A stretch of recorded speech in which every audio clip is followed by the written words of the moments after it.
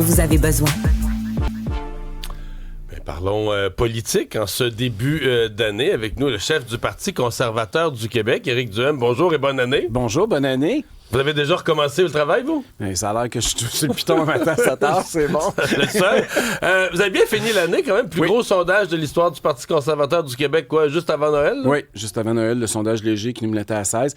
Je pense que ça a été une bonne session. Puis, tu sais, les gens disent, oui, mais les autres volent vos idées. Mais moi, je pense que ça a été positif, finalement, que les autres nous volent nos idées. Ça prouve que nos idées sont peut-être pas si folles que ça. Et ça prouve que si les gens veulent vraiment que ces idées-là avancent au Québec, mais il faudrait peut-être voter pour l'original plutôt que la copie. Donc, je pense que c'est quelque chose. Vous référez, par exemple, au projet de loi du ministre Jean Boulet. Au virage conservateur de façon générale du gouvernement, mais oui, le projet de loi de M. Boulet, ce que la présidente du Conseil du Trésor est en train de faire aussi au niveau des coupures dans la fonction publique. Même le Parti québécois maintenant qui dit qu'il veut peut-être baisser la taxe sur l'essence.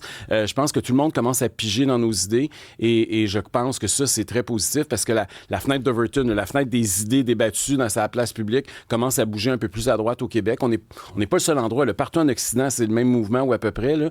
Mais au Québec aussi, on le ressent. Puis les bénéficiaires de ça, pour l'instant, ça semble être nous. Est-ce que pour en bénéficier pleinement dans le cadre d'une élection, vous n'allez pas devoir recrutement de candidats, programme, montrer une coche de sérieux de plus que la dernière fois, par exemple? Absolument. C'est sûr qu'il va falloir être plus discipliné, être plus professionnalisé, si on peut dire, l'organisation.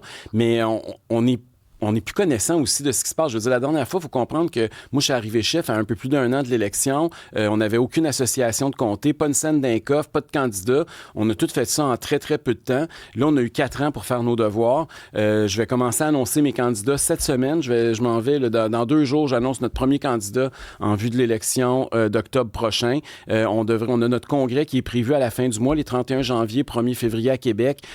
Congrès d'une année électorale, c'est souvent l'occasion de mettre sur la table le gros thème sur lequel on va vouloir faire campagne, le ou quelques gros thèmes, ça va être quoi? Bien, de façon générale, là, qu'on va le décliner, mais c'est de reviser le modèle. Tu sais, je pense qu'on est les seuls qui remettent en question le modèle actuel, le modèle bureaucratique, le modèle de grosses taxes au Québec. Ça veut dire quoi? Mais ça veut dire qu'en santé, ça veut dire mettre du privé, justement, avoir de la concurrence du secteur privé. En économie, ça veut dire baisser les taxes et les impôts, réduire la taille de l'État de 20 000 fonctionnaires, et ainsi de suite. Ça veut dire que nos ressources naturelles, commencer à les exploiter de façon responsable, faire ce que la CAQ avait promis qu'elle n'a jamais fait, notamment au niveau de l'exploitation du gaz naturel, équilibrer notre budget. Je pense que c'est important. On a le pire déficit de l'histoire du Québec. Donc, des thèmes très conservateurs, mais qui, je pense, nous différencient dans la mesure où on est les seuls qui veulent vraiment remettre en cause le modèle actuel. On a 4 partis qui veulent patcher le modèle, mais qui sont tous des gens qui défendent le modèle bureaucratique actuel, puis il va en avoir un qui va dire non, ça prend un changement,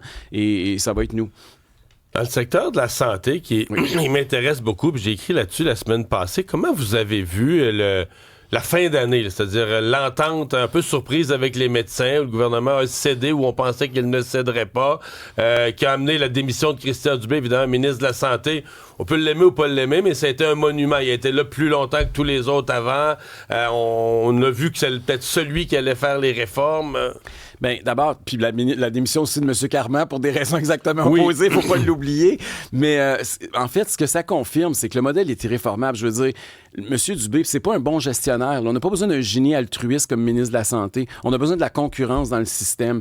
Et il faut arrêter de penser qu'une seule personne peut tout centraliser puis qu'on va régler le problème. Le problème, c'est qu'il ne faut pas qu'on centralise encore plus, il faut qu'on décentralise complètement. Et c'est ce que le Parti conservateur propose. Nous autres, on dit, écoutez, c'est pas le ministre qui est pas compétent, c'est pas le gouvernement qui a pas des bonnes intentions, c'est le modèle, c'est le monopole public qui ne fonctionne pas en santé. On siphonne toujours de plus en plus d'argent des contribuables pour payer pour un système où l'attente est de plus en plus longue. Ça ne fonctionne pas. On s'en va dans le mur. Puis avec le vieillissement de la population, ce mouvement-là s'accélère présentement, puis on voit les dommages un peu partout. Nous, les modèles qui nous inspirent, c'est les modèles européens qui fonctionnent le mieux. C'est des modèles où il y a justement le public et le privé qui travaillent ensemble. Puis l'objectif, c'est pas que les gens, puis c'est toujours ça que ça va être ça notre défi de la prochaine campagne électorale, c'est de bien communiquer puis expliquer. Notre objectif, c'est de dire le gouvernement, c'est un rôle d'assureur public et non pas de celui qui produit les soins puis qui les offre au public. Un peu comme votre compagnie d'assurance sur votre voiture. Vous achetez une assurance, mais c'est pas elle qui produit les autos, c'est pas elle qui décide donc, tout. vous êtes pour le maintien d'une assurance maladie. Exact, mais pas d'un monopole d'État. Pas d'un monopole public. On veut, comme par exemple en Suède, si les délais sont déraisonnables au public, bien, vous pouvez aller au privé, puis le public, votre carte d'assurance maladie va payer pour vos soins. Si ça coûte moins cher au privé qu'au public, bien, vous pouvez utiliser directement votre carte puis aller au privé sans passer par le public. Si on se fait tous soigner puis que notre carte d'assurance maladie est acceptée, ça va coûter la totale parce que présentement, je sais que c'est un secret, mais le gouvernement contrôle les coûts. Là. Quand vous êtes sur la liste d'attente, vous n'êtes pas opéré.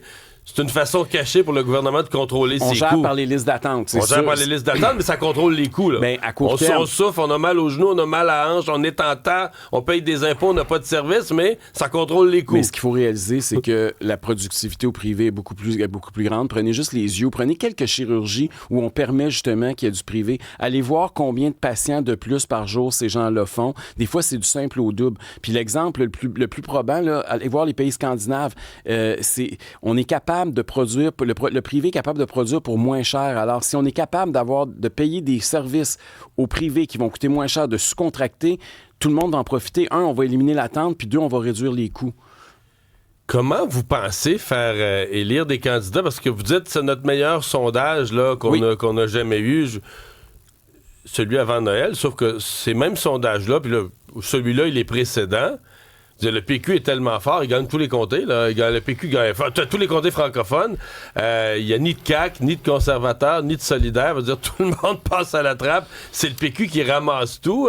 Bien, d'abord, on va faire l'élection avant de décider les résultats, mais je pense contrairement à la dernière fois, on sait où sont nos poches de sympathisants les plus élevés. Là où on a une masse critique. Là. On a perdu des circonscriptions avec 42-43% d'appui là, dans des luttes à 5. C'est rare qu'on voit ça. Là.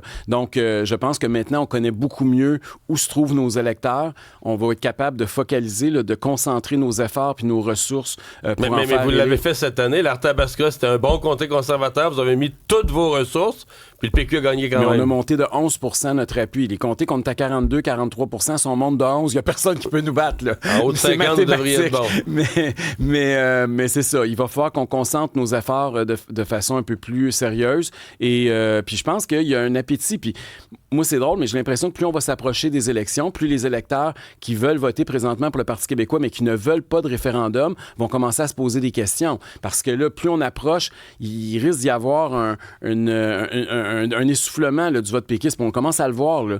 Puis les gens là, qui veulent pas de référendum, ils se rendent compte que le PQ recule pas. Là. Ils s'en vont vers un référendum. Donc, je pense que ça va faire hésiter bien du monde. Là. Il y a un sketch du bye-bye qui vous a déplu? Oui, mais c'est pas celui qui me concerne. C'était... Ben, en fait, ça m'a déplu. C'est de l'humour, là, puis c'est correct, ils ont le droit de faire ce qu'ils veulent, là, c'est artistique, puis c'est correct. Mais c'est juste qu'il y a eu le sketch sur la famille traditionnelle. Je me suis dit, écoutez, là, en année où on vient d'apprendre, l'Institut de la statistique nous apprend que le taux de natalité au Québec est le plus bas historique. Hein. Jamais le taux de natalité est aussi bas que la dernière année, à 1,33 enfants par femme. Si on veut, comme nation, survivre, s'épanouir, il va falloir qu'on valorise la famille puis qu'on ait une culture pro-famille. Et de ridiculiser celles et ceux qui ont des familles nombreuses, je suis pas sûr que c'est la meilleure solution. Puis l'autre élément que j'aime pas, c'est que moi, je viens de ce que les bien-pensants appellent là, une famille postmoderne. Je ne suis pas une famille traditionnelle. Là. J'ai un conjoint et je n'ai pas d'enfant. Là. Et jamais Radio-Canada aurait ri de ma réalité puis de mon style de vie. Puis c'est correct. Là. Puis il n'aurait pas ri non plus d'un style de vie d'une autre religion, là, de gens qui ça n'avait pas été des chrétiens. Là. Et ce que je me dis, c'est pourquoi on attaque ces gens-là.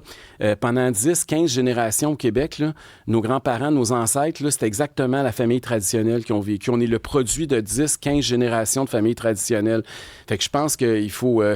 on peut en rire, là, mais il faut se poser des questions. Je pense que ça prend une réflexion aussi, puis essayer de penser. Puis c'est pas juste des politiques publiques. Là. Moi, je suis en politique, il faut parler de politique publique, mais c'est une culture pro-famille au Québec qu'il faut développer. Pour le bye-bye, pour revenir au bye-bye, c'était pas non plus une espèce de critique du mâle alpha qu'on a vu sur les réseaux. Je voyais ça aussi un peu, là, ce qu'ils ont voulu faire, Catherine Levac et Pierre-Émile Desmarais. Les trad, là, les femmes traditionnelles. À la mais en maison. même temps, si une femme choisit d'avoir des enfants, puis quand tu as 6, 7, 8 enfants, c'est normal qu'il y ait un des deux parents reste à la maison. Là. C'est pas parce qu'ils travaillent pas. Il y a une job à plus que temps plein. Ils travaillent 120 heures semaine. Mais là où je vous rejoins, c'est que mettons que c'est un traditionnaliste qui est contraire à certaines valeurs, si ça a été d'une autre religion. Mais non, c'est impossible. Avec des enfants voilés, là, puis non, ça marche, ou ça les passerait Juifs pas. assidiques, Ça peu passerait importe, pas, là. là. Peu importe une autre culture, on l'aurait jamais mis à télé. Là. Mais Ben, d'un ni un autre couple côté, gay. ça nous aurait peut-être moins touchés parce que la plupart qui écoutent le Oui, bye-bye. je comprends, t'sais. mais c'est comme... Il y a des gens de qui on peut rire, puis il y a des gens de qui on peut pas rire en 2025, 2026 maintenant. Éric Duhem, merci d'avoir été là. Ça a été un Au revoir. plaisir.